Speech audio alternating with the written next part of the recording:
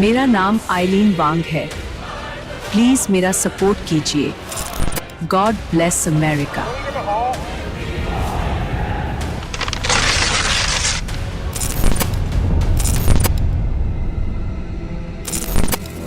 America California के एक posh शहर में एक मेयर दोहरी जिंदगी जी रही थी। दिन में वो अमेरिकी संविधान की शपथ लेती थी, रात में बीजिंग के निर्देशों पर काम करती थी। उसका नाम था आइलीन वांग।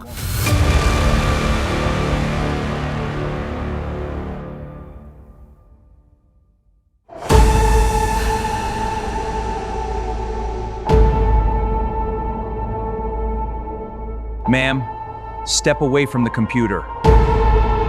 FBI के मुताबिक ये कोई साधारण करप्शन केस नहीं था। ये था अमेरिकन पॉलिटिक्स में चाइनीज कम्युनिस्ट पार्टी की अवैध घुसपैठ, और इस चाल के केंद्र में थी एक चुनी हुई मेयर। लेकिन एक सवाल था जो FBI के सीनियर जांच अधिकारी भी पूछ रहे थे।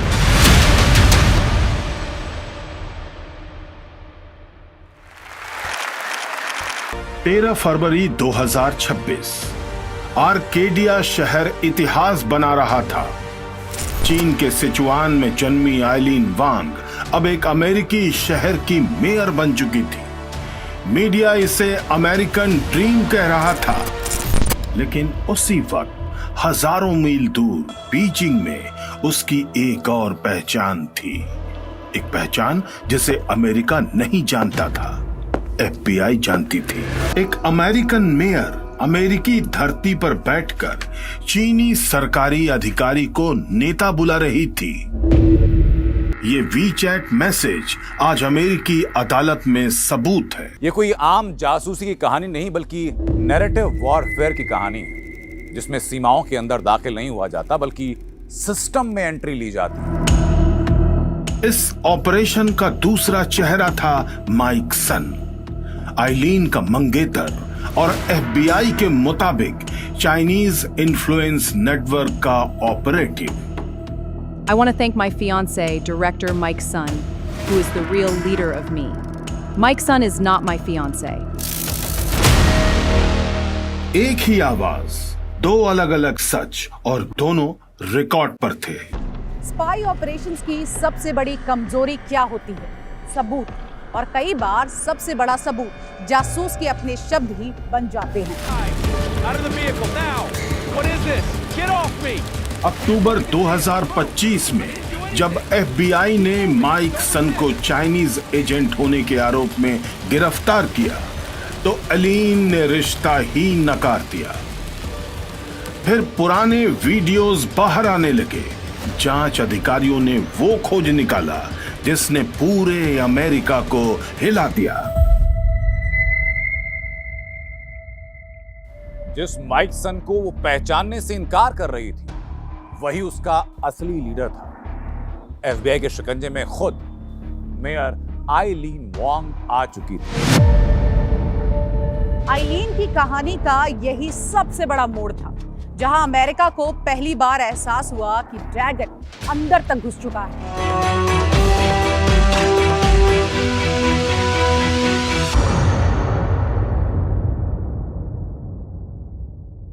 यह कहानी सच्ची घटनाओं और पात्रों पर आधारित है, लेकिन कार्यक्रम को रोचक बनाने के लिए कहीं-कहीं काल्पनिकता का सहारा लिया गया है।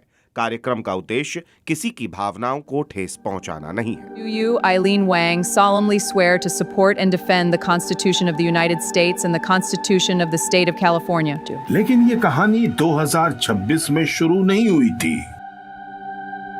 ये शुरू हुई थी चीन के सिचुआन प्रांत में एक मिडिल क्लास एजुकेटेड परिवार में जन्मी एक लड़की से, जिसकी आंखों में अमेरिका का सपना था। करीब 30 साल पहले आइलीन वांग अमेरिका पहुंची। आर्केडिया, लॉस एंजल्स का वो इलाका जिसे लोग चाइनीज बेवर्ली हिल्स कहते हैं। यहीं से चाइना के प्रभाव का एक साइलेंट नेटवर्क ऑपरेट होता है। आइलीन ने वही किया जो हर प्रवासी करता है। कम्युनिटी वर्क और बिजनेस नेटवर्किंग ने आइलीन को चाइनीज अमेरिकन कम्युनिटी का बड़ा चेहरा बना दिया। आर्केडिया में सेटल होने के बाद एक आलीशान डिनर पार्टी में आइलीन वांग की माइक सन से मुलाकात हुई। FBI के मुताबिक माइक सन चाइनीज कॉन्सुलेट और यूनाइटेड फ्रंट नेटवर्क से जुड़ा हुआ था। माइक ने आइलीन को एक ही बात कही, तुम्हारे पास चाइनीज अमेरिकन कम्युनिटी का भरोसा है, अगर पॉलिटिक्स में उतरो पैसा और पावर दोनों मिलेंगे।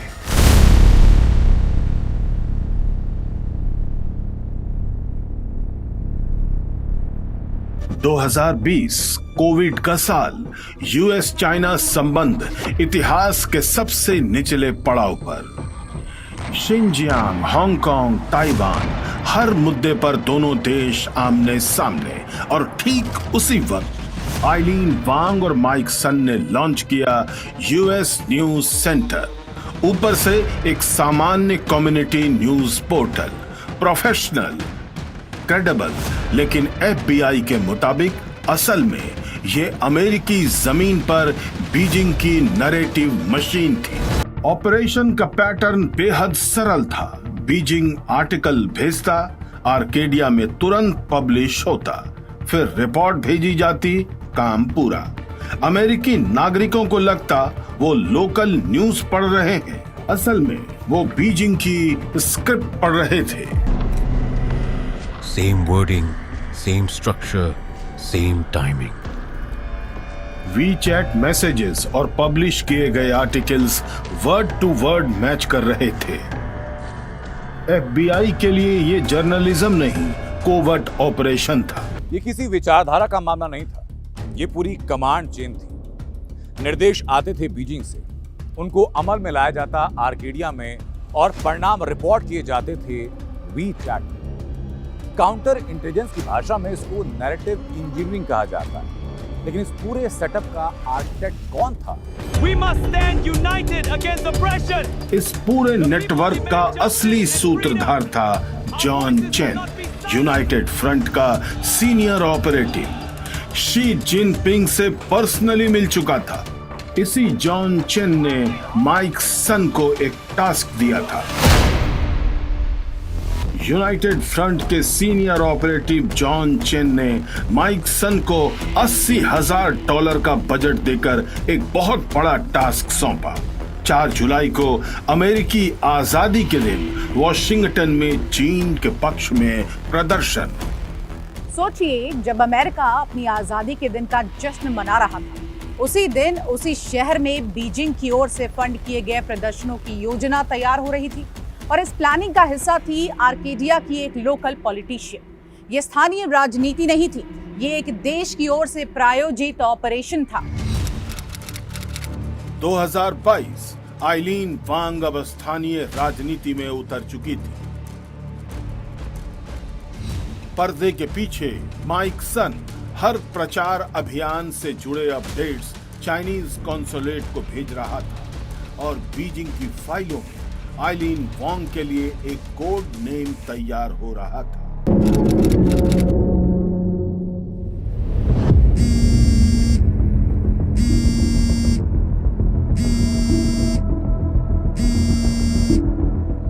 मिसेस वांग, आप जानती हैं माइक सन किसके लिए काम करता है? सावधान रहिए, आप पर नजर है।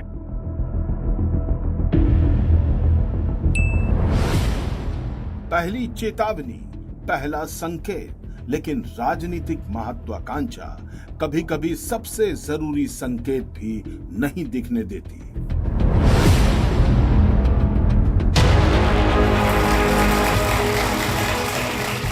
यह जीत पूरे चाइनीज अमेरिकन समुदाय को समर्पित है।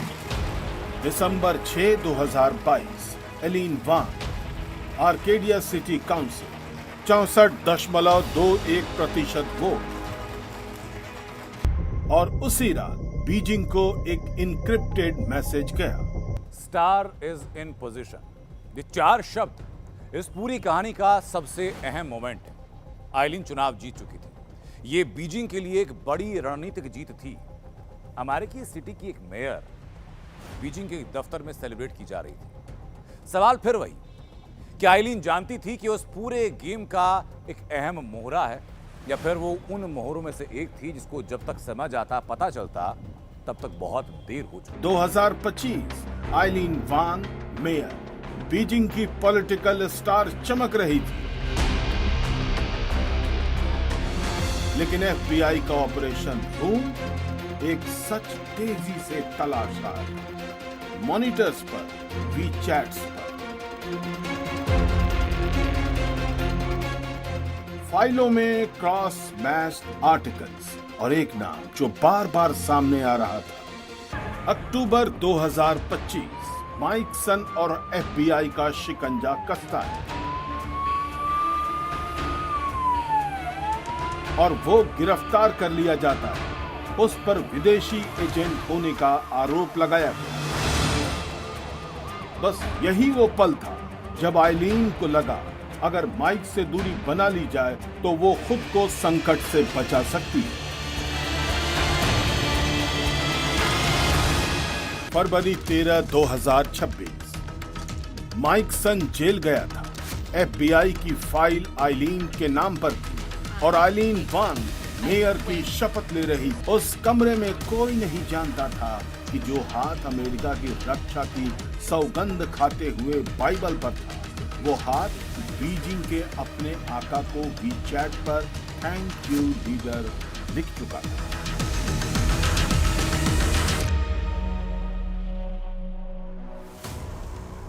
डे 1 मेयर की शपथ, डे 23 पहली काउंसिल मीटिंग, डे 45 बीजिंग से आखिरी इनक्रिप्टेड मैसेज, डे 67 सरकारी वकील ने आइलीन के खिलाफ फाइल तैयार की, डे 87 डिलीट एवरीथिंग। आगे जो होने वाला है वो और भी ज्यादा गहरा है। एफबीआई ने अपनी चार्जशीट फाइल की और फिर आई 11 मई 2026 की वो तारीख जिस दिन अमेरिका की एक सिटिंग मेयर फेडरल कोर्ट में एंटर करने वाली थी। अंदर एक औरत जो 3 महीने पहले मेयर बनी थी, आज कुछ और बनने वाली थी। Answer the question, Eileen. What about the Beijing contracts?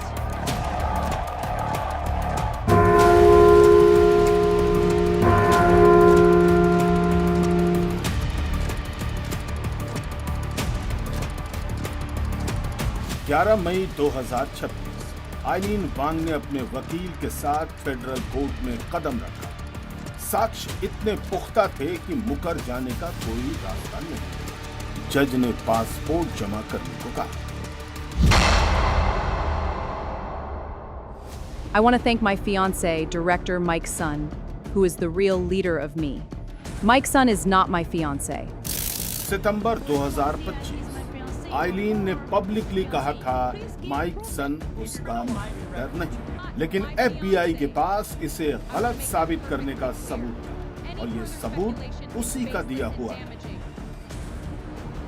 कई जासूसी ऑपरेशन गोलियों से नहीं बल्कि कॉन्ट्रडिक्शन यानी विरोधाभास से टूटते हैं। 2025 में आइलीन ने जब ये कहा कि माइक सन उसका मंगेतर नहीं, तब वो शायद भूल चुकी कि 2022 में उसने कहा था कि माइक सन उसका मंगेतर और मार्गदर्शक। ये स्टेटमेंट रिकॉर्ड हो चुका था। वो टेप एफबीआई के पास थी और इस टेप ने वो काम किया जो कोई एजेंट नहीं कर सकता। इस टेप ने आइलीन को आइलीन के सामने खड़ा कर।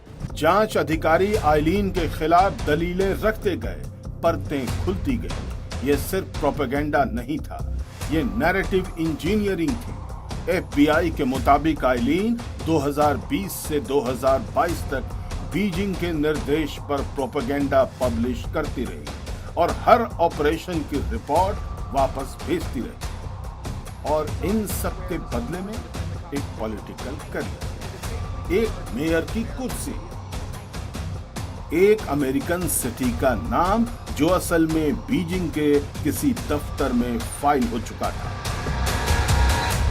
Breaking news. Arcadia Mayor Eileen Wang has pleaded guilty to being a Chinese agent. This unprecedented admission is rocking the political world. मात्र 87 दिन पहले जिस महिला ने मेयर पद की शपथ लेते हुए कहा था कि वो विदेशी और घरेलू दुश्मनों से अमेरिका की रक्षा करेंगी, वो खुद विदेशी दुश्मन की सबसे बड़ी मोहरा निकली।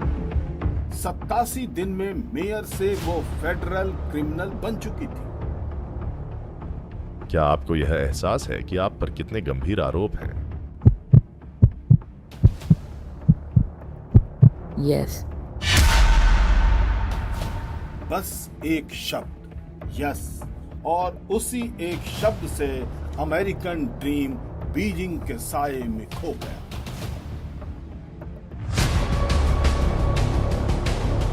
सत्तासी दिन गुजरे मेयर बनने से फेडरल क्रिमिनल बनने तक का ये सफर रहा, और वो शहर जिसने आइलीन वांग को वोट दिया था आज भी वहीं खड़ा है, बस मेयर की कुर्सी खाली।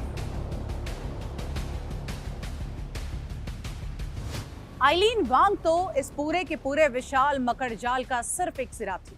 माइक सन 4 साल जेल में, जॉन चेन 20 महीने जेल में, लेकिन बिग बॉस जिसका नाम जॉन चेन था, उसके कोर्ट रिकॉर्ड्स कहते हैं कि किस तरह से, देखिए, वो आज भी FBI की क्लासिफाइड फाइल में पूरी तरह से बंद है। चीन का ये साइलेंट इन्वेजन दुनिया के कोने कोने में फैल चुका है। याद करिए क्रिस्टीन फेंग का केस, जिसने कैलिफोर्निया में एक अमेरिकी सांसद के राजनीतिक दफ्तर तक में घुसपैठ कर ली थी। इसका सबसे खतरनाक रूप हाल ही में फिलीपींस के एलिस गो केस में देखा गया। एक लड़की जो अचानक फिलीपींस के एक टाउन की मेयर बन गई, लेकिन बाद में फिंगरप्रिंट जांच से पता चला वो फिलीपीनी थी ही नहीं, बल्कि चीन की प्लांट की गई एक सीक्रेट एजेंट। आज एलिस गो जेल में है। ये पैटर्न है, ये संयोग नहीं है।